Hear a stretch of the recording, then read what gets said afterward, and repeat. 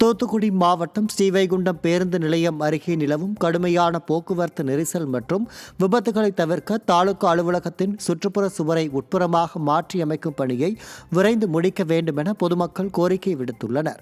கடந்த ஆண்டு எடுத்த முடிவின்படி மின்கம்பம் அகற்றப்பட்டாலும் சுவர் மாற்றப்படாததால் நெரிசலும் விபத்துகளும் தொடர்வதாக பொதுமக்கள் வேதனை தெரிவித்துள்ளனர். திண்டுக்கல் மாவட்டம் பழனி தண்டாயுதபாணி சுவாமி திருக்கோயிலில் ஞாயிற்றுக்கிழமை வார விடுமுறை மற்றும் சஷ்டியை ஒட்டி அலைகடல் என பக்தர்கள் குவிந்தனர். திண்டுக்கல் மட்டுமின்றி பல்வேறு மாவட்டங்களில் இருந்தும் காலை முதலே பக்தர்கள் அதிக அளவில் வருகை தந்தனர். கிரிவீதி மற்றும் சன்னதி வீதிகள் முழுவதும் கூட்டத்தால் நிரம்பி வழிந்த நிலையில் நீண்ட வரிசையில் காத்திருந்து பக்தர்கள் சுவாமி தரிசனம் செய்தனர். திருப்பூர் மாவட்டம் காங்கேயத்தில் நடந்த கருத்து கேட்பு கூட்டத்தில் விளைநிலங்களில் எரிவாயு குழாய் பதிக்க எதிர்ப்பு தெரிவித்த விவசாயிகள் வெளிநடப்பு செய்தனர். மாவட்ட ஆட்சியர் தலைமையில் நடந்த கூட்டத்தில் பங்கேற்ற விவசாயிகள் பல்வேறு பகுதிகளில் சாலை ஓரம் எரிவாயு குழாய் அமைக்கப்படும் நிலையில் இங்கு மட்டும் விளைநிலங்களுக்கு மத்தியில் ஏன் பதிக்க வேண்டும் என கேள்வி எழுப்பினர். இதையடுத்து அதிகாரிகளுக்கு எதிராக கோஷங்களை எழுப்பியவாறு அவர்கள் வெளிநடப்பு செய்தனர். கன்னியாகுமரி மாவட்டம் பின்னந்தோடு பகுதியில் உள்ள பன்றி பண்ணைக்கு கேரளாவில் இருந்து கோழி கழிவுகளை ஏற்றி வந்த வாகனத்தை பொதுமக்கள் மடக்கி பிடித்தனர். அதிகாரிகளின் மெத்தன போக்கே இதற்கு காரணம் என பொதுமக்கள் குற்றம் சாட்டியுள்ளனர். இதையடுத்து சம்பவ இடத்திற்கு வந்த போலீசார் கோழி கழிவு வாகனத்தை பறிமுதல் செய்து பேரூராட்சி அதிகாரிகளிடம் ஒப்படைத்தனர். திருவாரூர் மாவட்டம் மன்னார்குடி அருகே நிலத்தை விற்க மறுத்த விவசாயிக்கு 3 பேர் கொண்ட கும்பல் கொலை மிரட்டல் விடுத்த சம்பவம் அதிர்ச்சியை ஏற்படுத்தியுள்ளது. முன்னதாக தென்னை மரங்களை வெட்டி சாய்த்தும் நெற்பயிர்களுக்கு பூச்சி மருந்து தெளித்தும் ஆழ்துளை கிணறுகளை உடைத்தும் சுமார் 30 லட்சம் ரூபாய் மதிப்பிலான சொத்துக்களை சேதப்படுத்தியுள்ளனர். இவ்வழக்கில் கைதாகி ஜாமீனில் வந்த அக்கும்பல் தற்போது கொலை மிரட்டல் விடுப்பதாக பாதிக்கப்பட்ட விவசாயி குற்றம் சாட்டியுள்ளார். ஈரோடு மாவட்டம் சித்தோடு ஆவின் நிறுவனத்தில் நிர்வாக சீர்கேடு நடப்பதாக தமிழ்நாடு பால் உற்பத்தியாளர்கள் சங்க தலைவர் பரபரப்பு குற்றச்சாட்டை எழுப்பியுள்ளார். அவசர தேவைக்காக சென்னைக்கு பால் அனுப்ப மேலாண்மை இயக்குநர் அஜய் யாதவ் ஒப்புதல் வழங்க மறுப்பதாகவும் கடந்த திமுக ஆட்சியில் ஊழல் செய்த அதிகாரிகளை அவர் காப்பாற்றி வருவதாகவும் குற்றம் சாட்டியுள்ளார். இதனால் ஆவினுக்கு பெரும் நஷ்டம் ஏற்படும் சூழல் உருவாகியுள்ளதால் தமிழக முதல்வர் இதில் உடனடியாக தலையிட்டு உரிய நடவடிக்கை எடுக்க வேண்டும் என பால் உற்பத்தியாளர்கள் கோரிக்கை விடுத்துள்ளனர். கன்னியாகுமரியில் வார விடுமுறையை முன்னிட்டு அதிகாலை முதலே ஆயிரக்கணக்கான சுற்றுலா பயணிகள் கடற்கரையில் குவிந்தனர். கடற்கரை திடலில் காத்திருந்து சூரிய உதயத்தை கண்டு ரசித்த சுற்றுலா பயணிகள் தங்களது செல்போன்களில் புகைப்படம் மற்றும் செல்ஃபிகள் எடுத்து மகிழ்ந்தனர். மேலும் குடும்பத்தினருடன் கடலில் நீராடியும் பகவதி அம்மன் கோயிலில் தரிசனம் செய்து வருகின்றனர். நாகப்பட்டினம் மாவட்டம் வேதாரண்யம் அடுத்த தென்னாடார் ஊராட்சியில் சிப்காட் அமைக்க கிராம மக்கள் தொடர்ந்து எதிர்ப்பு தெரிவித்து வருகின்றனர். இந்த நிலையில் சிப்காட் சாலை அமைப்பதற்காக 110 பேரின் பட்டா நிலங்கள் தேர்வு செய்யப்பட்டு அறிவிப்பு வெளியானது. இதுகுறித்து ஆய்வு செய்ய வந்த வட்டாட்சியர் ஜெயசீலனை நில உரிமையாளர்கள் மற்றும் பொதுமக்கள் திடீரென முற்றுகையிட்டனர். தங்கள் பட்டா நிலங்கள் வழியே சாலை அமைக்க கூடாது என்றும் மாற்று வழியை பயன்படுத்த வேண்டும் என்றும் பொதுமக்கள் கோரிக்கை விடுத்துள்ளனர்.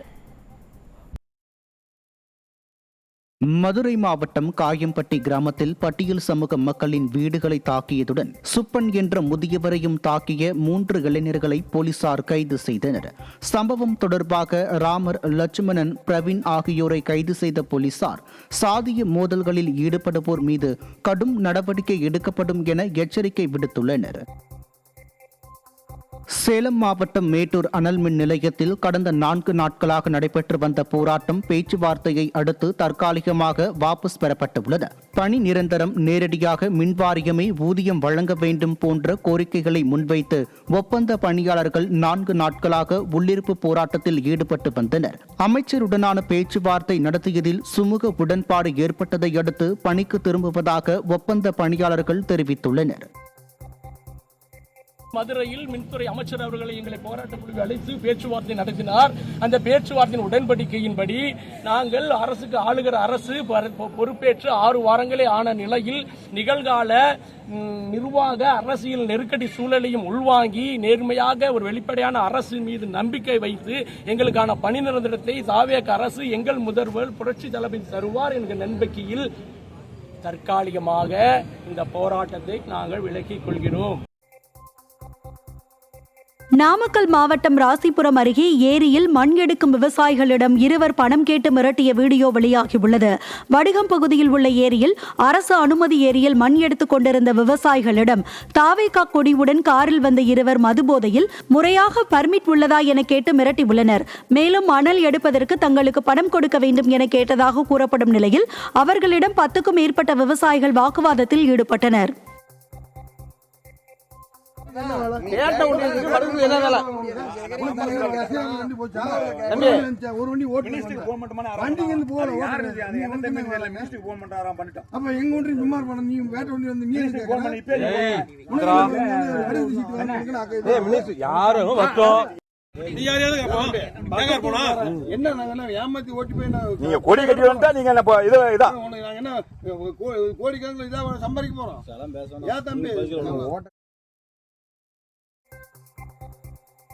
திருச்சி மாவட்டம் மணப்பாறையில் தொடர் புகார் காரணமாக கால்நடை சந்தைக்கான குத்தகையை நகராட்சி நிர்வாகம் ரத்து செய்துள்ளது. செவ்வாய்க்கிழமைகளில் நடைபெறும் இந்த வார சந்தையில் கால்நடைகள் விற்பனைக்கு வரும் போது நிர்ணயிக்கப்பட்ட தொகையை விட அதிகமாக வசூல் செய்யப்படுவதாக தொடர்ந்து குற்றச்சாட்டுகள் எழுந்து புகார் தெரிவிக்கப்பட்டது. இதையடுத்து 2026-27 ஆண்டிற்கான குத்தகை உரிமத்தை ரத்து செய்து நகராட்சி ஆணையர் உத்தரவிட்டுள்ளார். கேரளாவிலிருந்து பிளாஸ்டிக் கழிவுகளை ஏற்றி வந்த 2 லாரிகளுக்கு அம்மாப்பேட்டையில் 30,000 ரூபாய் அபராதம் விதிக்கப்பட்டது. ஆனந்தம் பாளையத்துள்ள வெள்ள உற்பத்தி ஆலைக்கு எரியூட்ட கொண்டுவரப்பட்ட இக்கழிவுகளால் சுகாதார சீர்கேடு ஏற்படுவதாக பொதுமக்கள் போலீசாருக்கு தகவல் அளித்தனர்.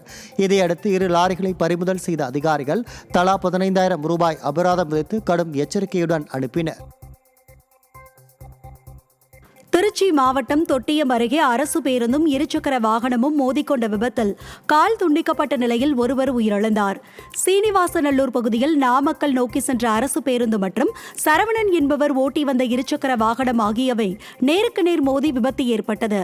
இதில் கால் துண்டிக்கப்பட்ட சரவணன் உயிரிழந்த நிலையில் மற்றொருவர் படுகாயமடைந்தார். இதுகுறித்து போலீசார் விசாரணை மேற்கொண்டு வருகின்றனர்.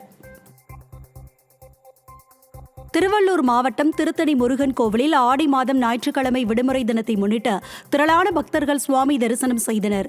பொது தரிசன வழியில் 3 மணி நேரமும் 100 ரூபாய் கட்டண தரிசன வழியில் 2 மணி நேரத்திற்கும் மேலாக பக்தர்கள் நீண்ட வரிசையில் காத்திருந்து சுவாமி தரிசனம் செய்தனர். அதிகப்படியான கூட்டம் காரணமாக மலைக்கோவிலில் உள்ள வாகனம் நிறுத்துமிடம் முழுமையாக நிரம்பியதால் வாகனங்கள் நிறுத்துமிடமின்றி பக்தர்கள் அவதியடைந்துள்ளனர். திருவண்ணாமலை மாவட்டம் தச்சூரில் உள்ள விநாயகர் மற்றும் பால தண்டாயுதபாணி சுவாமி திருக்கோயிலில் கும்பாபிஷேகம் கோலாகலமாக நடைபெற்றது. யாகசாலைகளில் வைத்து பூஜிக்கப்பட்ட புனித நீரை கொண்டு வேத மந்திரங்கள் முழங்க கும்பாபிஷேகம் நடைபெற்றது. பின்னர் மகா தீபாராதனை நடைபெற்றது. இதில் திரளான பக்தர்கள் கலந்து கொண்டு அரோகரா என்ற முழக்கத்துடன் சுவாமியை பக்தி பரவசத்துடன் வழிபட்டனர்.